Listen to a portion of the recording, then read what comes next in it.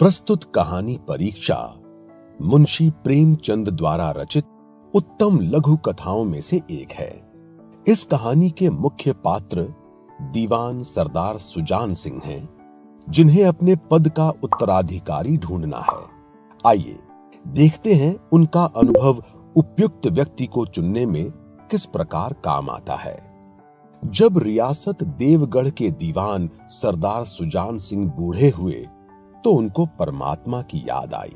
जाकर महाराज से विनय की, दीन बंधु, दास ने श्रीमान की सेवा 40 वर्षों तक की। अब मेरी अवस्था भी ढल गई, राजकाज संभालने की शक्ति नहीं रही। कहीं भूल चूक हो जाए तो बुढ़ापे में दाग लगेगा। दाग लगना एक मुहावरा है जिसका अर्थ है कलंक लगना, बदनाम होना। अंग्रेजी में टू स्पॉइल वंस इमेज। सारी जिंदगी की नेक नामी मिट्टी में मिल जाएगी, अर्थात पूरी जिंदगी में कमाई गई प्रतिष्ठा, मान सम्मान बेकार हो जाएंगे। राजा साहब अपने अनुभवशील व नीति कुशल दीवान का बड़ा आदर करते थे। बहुत समझाया, लेकिन जब दीवान साहब न माने तो हार कर उनकी प्रार्थना स्वीकार कर ली। साथ ही यह शर्त लगा दी कि रियासत के लिए नया दीवान उनको ही ढूंढना पड़ेगा, अर्थात व्यवहार की रीति और नीति में कुशल अनुभवी दीवान की तलाश की जिम्मेदारी राजा ने स्वयं दीवान सरदार सुजान सिंह को ही दे दी। दूसरे दिन देश के प्रसिद्ध समाचार पत्रों में यह विज्ञापन निकला, देवगढ़ के लिए एक सुयोग्य दीवान की जरूरत है। जो सज्जन अपने को इस पद के योग्य समझें, वे वर्तमान दीवान सरदार सुजान सिंह की सेवा में उपस्थित हों। यह जरूरी नहीं है कि वे ग्रेजुएट हों, मगर हृष्ट पुष्ट होना आवश्यक है। हृष्ट पुष्ट अर्थात स्वस्थ, तंदुरुस्त। अंग्रेजी में कहेंगे हेल एंड हार्टी। 1 महीने तक उम्मीदवारों के रहन सहन तथा आचार विचार की देखभाल की जाएगी। विद्या का कम परंतु कर्तव्य का अधिक विचार किया जाएगा।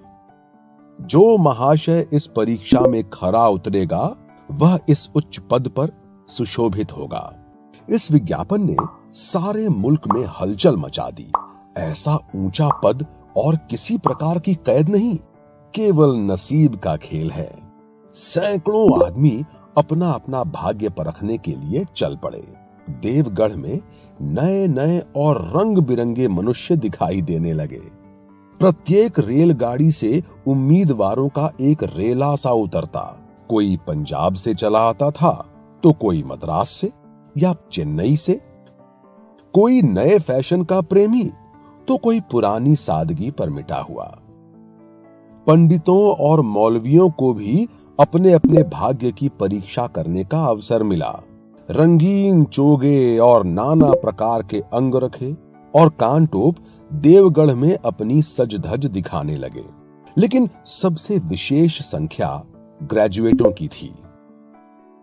सरदार सुजान सिंह ने इन महानुभावों के आदर सत्कार का बड़ा अच्छा प्रबंध कर दिया था।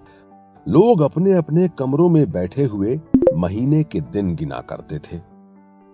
हरेक व्यक्ति अपने जीवन को अपनी बुद्धि के अनुसार अच्छे रूप में दिखाने की कोशिश करता था, लेकिन मनुष्यों का वह बूढ़ा जौहरी आड़ में बैठा हुआ देख रहा था कि इन बगलों में हंस कहां छिपा है। अर्थात सरदार सुजान सिंह उम्मीदवारों की रीति व व्यवहार को परखकर विशेष गुणवान व्यक्ति की तलाश कर रहे थे। एक दिन नए फैशन वालों को सूझी कि आपस में हॉकी का खेल हो जाए। यह प्रस्ताव हॉकी में मंजे हुए खिलाड़ियों ने पेश किया। मंजे हुए अर्थात अभ्यास करके दक्ष होना, और एक्सपर्ट, यह भी तो आखिर एक विद्या है। इसे क्यों छिपा कर रखें? संभव है कुछ हाथों की सफाई ही काम कर जाए। चलिए, तय हो गया तथा फील्ड बन गई। खेल शुरू हो गया। रियासत देवगढ़ में यह खेल बिल्कुल निराली बात था। पढ़े लिखे भले मानस लोग शतरंज और ताश जैसे गंभीर खेल खेलते थे। दौड़ कूद के खेल बच्चों के खेल समझे जाते थे। खेल बड़े उत्साह से चल रहा था। धावे के लोग जब गेंद को लेकर तेजी से दौड़ते तो ऐसा जान पड़ता था कि कोई लहर बढ़ती चली आती हो, लेकिन दूसरी ओर के खिलाड़ी इस बढ़ती हुई लहर को इस तरह रोक लेते थे कि मानो लोहे की दीवार हो। संध्या तक यही धूमधाम रही। लोग पसीने से तर हो गए। खून की गर्मी आंखों और चेहरे से झलक रही थी। हांफते हांफते बेदम हो गए, लेकिन हार जीत का निर्णय न हो सका। अंधेरा हो गया था। इस मैदान से जरा दूर हटकर एक नाला था। उस पर कोई पुल न था। पथिकों को नाले में से चलकर पार करना पड़ता था। खेल अभी बंद ही हुआ था और खिलाड़ी लोग दम ले रहे थे कि एक किसान अनाज से भरी हुई गाड़ी लिए हुए उस नाले में आया। कुछ तो नाले में कीचड़ था और कुछ उसकी चढ़ाई इतनी ऊंची थी कि गाड़ी ऊपर न चढ़ पाई। वह कभी बैलों को ललकारता तो कभी पहियों को हाथ से धकेलता, लेकिन बोझ अधिक था और बैल कमजोर। गाड़ी ऊपर की ओर चढ़ती और चढ़ती भी तो कुछ दूर चढ़कर फिर खिसक कर नीचे पहुंच जाती। किसान बार बार जोर लगाता और बार बार झुंझलाकर बैलों को मारता, लेकिन गाड़ी उभरने का नाम न लेती। बेचारा इधर उधर निराश होकर ताकता, मगर वहां कोई नजर न आता। गाड़ी को अकेले छोड़कर कहीं जा भी नहीं सकता था। बड़ी विपत्ति में फंसा हुआ था। इसी बीच खिलाड़ी हाथों में डंडे लिए घूमते घामते उधर से निकले। किसान ने उनकी ओर सहमी हुई आंखों से देखा, परंतु किसी से मदद मांगने का साहस न हुआ। खिलाड़ियों ने भी उसको देखा, मगर बंद आंखों से, जिनमें सहानुभूति न थी। अर्थात सब खिलाड़ियों ने किसान को मुसीबत में फंसे हुए तो देखा, परंतु उसे नजरअंदाज करके आगे बढ़ गए। उनमें स्वार्थ था, मद अर्थात अहंकार था, मगर उदारता और भाईचारे का नाम भी न था। परंतु उसी समूह में एक ऐसा मनुष्य था जिसके हृदय में दया थी और साहस था। आज हॉकी खेलते हुए उसके पैर में चोट लग गई थी। लंगड़ाता हुआ धीरे धीरे चला आता था। अकस्मात उसकी निगाह गाड़ी पर पड़ी। ठिठक गया। ठिठक जाना एक मुहावरा है जिसका अर्थ है रुक जाना। उसे किसान की सूरत देखते ही सब बातें ज्ञात हो गईं। डंडा एक किनारे रख दिया, कोट उतार डाला और किसान के पास जाकर बोला, मैं तुम्हारी गाड़ी निकाल दूं? किसान ने देखा एक गठे हुए बदन का लंबा आदमी सामने खड़ा है। झुक कर बोला, हुजूर, मैं आपसे कैसे कहूं? युवक ने कहा, मालूम होता है तुम यहां बड़ी देर से फंसे हुए हो। अच्छा, तुम गाड़ी पर जाकर बैलों को साधो, मैं पहियों को धकेलता हूं, अभी गाड़ी ऊपर चढ़ जाएगी। बैलों को साधो का मतलब है बैलों को आगे बढ़ने के लिए जोर लगाने का इशारा शरीर पर हाथ की थाप से या जोर की आवाज लगाकर करना। किसान गाड़ी पर जा बैठा। युवक ने पहियों को जोर लगाकर उकसाया। कीचड़ बहुत ज्यादा था। वह घुटने तक जमीन में धंस गया, लेकिन हिम्मत न हारी। उसने फिर से जोर लगाया। उधर किसान ने बैलों को ललकारा। बैलों को सहारा मिला। वह हिम्मत बंध गई। उसने कंधे झुकाकर एक बार और जोर लगाया तो गाड़ी नाले के ऊपर थी। किसान युवक के सामने हाथ जोड़कर खड़ा हो गया। बोला, महाराज, आपने आज मुझे उबार लिया। उबार लेना एक मुहावरा है जिसका अर्थ है बचा लेना, नहीं तो सारी रात यहीं बैठना पड़ता। युवक ने हंसकर कहा, अब मुझे कुछ इनाम देते हो? किसान ने गंभीर भाव से कहा, नारायण चाहेंगे तो दीवानी आपको ही मिलेगी। युवक ने किसान की तरफ गौर से देखा। उसके मन में एक संदेह हुआ, कहीं यह सरदार सुजान सिंह तो नहीं है? आवाज मिलती है, चेहरा मोहरा भी वही लगता है। किसान ने भी उसकी ओर तीव्र दृष्टि से देखा। शायद उसके दिल के संदेह को भांप गया। मुस्कुराकर बोला, गहरे पानी में बैठने से ही मोती मिलता है। बैठना अर्थात पानी के तह में नीचे तक जाना, और टू डाइव इनटू कहने का तात्पर्य है कि परिश्रम व मेहनत के बाद ही सफलता मिलती है। महीना पूरा हुआ और चुनाव का दिन आ पहुंचा।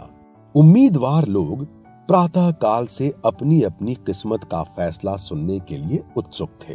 दिन काटना पहाड़ हो गया। प्रत्येक के चेहरे पर आशा और निराशा के रंग आते जाते थे।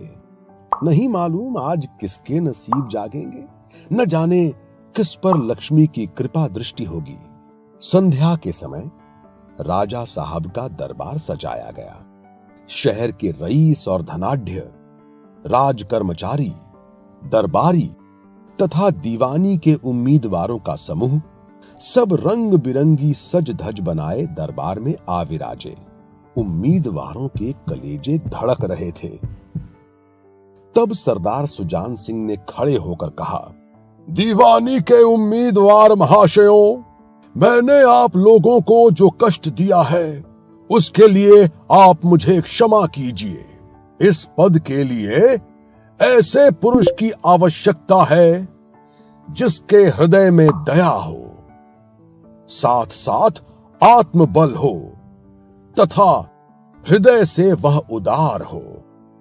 आत्मबल वह जो विपत्ति का वीरता के साथ सामना करे, और इस रियासत के सौभाग्य से हमको ऐसा पुरुष मिल गया है। ऐसे गुण वाले संसार में कम हैं, और जो हैं वे कीर्ति और मान के शिखर पर बैठे हुए हैं। उन तक हमारी पहुंच नहीं।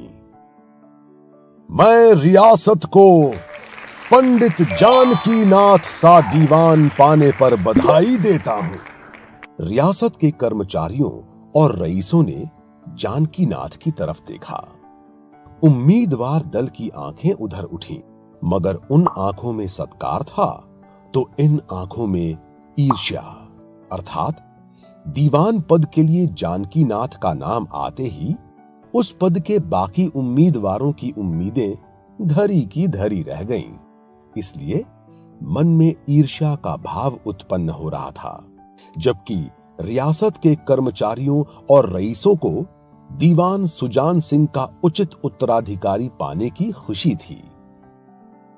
सरदार सुजान सिंह ने फिर कहा, आप लोगों को यह स्वीकार करने में कोई आपत्ति न होगी कि जो पुरुष स्वयं जख्मी होकर भी एक गरीब किसान की भरी हुई गाड़ी को दलदल से निकालकर नाले के ऊपर चढ़ा दे, उसके हृदय में साहस, आत्मबल और उदारता का वास है। ऐसा आदमी गरीबों को कभी न सताएगा। उसका संकल्प दृढ़ है जो उसके चित्त को स्थिर रखेगा। वह चाहे धोखा खा जाए, परंतु दया और धर्म से कभी न हटेगा। अर्थात जानकीनाथ ने खेल के दौरान चोट लगने के पश्चात भी अपनी घायल अवस्था पर ध्यान न देकर निस्वार्थ भाव से किसान की बैलगाड़ी को कीचड़ से बाहर निकाला। दया के भाव के साथ साथ उनमें साहस, आत्मबल और उदारता का वास था। सरदार सुजान सिंह ने उनके इन गुणों से प्रभावित होकर उन्हें दीवान का पद सौंप दिया। इस प्रकार दीवान सुजान सिंह ने दीवान पद का सर्वोत्तम उम्मीदवार चुनने के लिए व्यक्ति के चरित्र में साहस, आत्मबल और उदारता जैसे गुणों को प्राथमिकता दी, जो सर्वथा उचित था।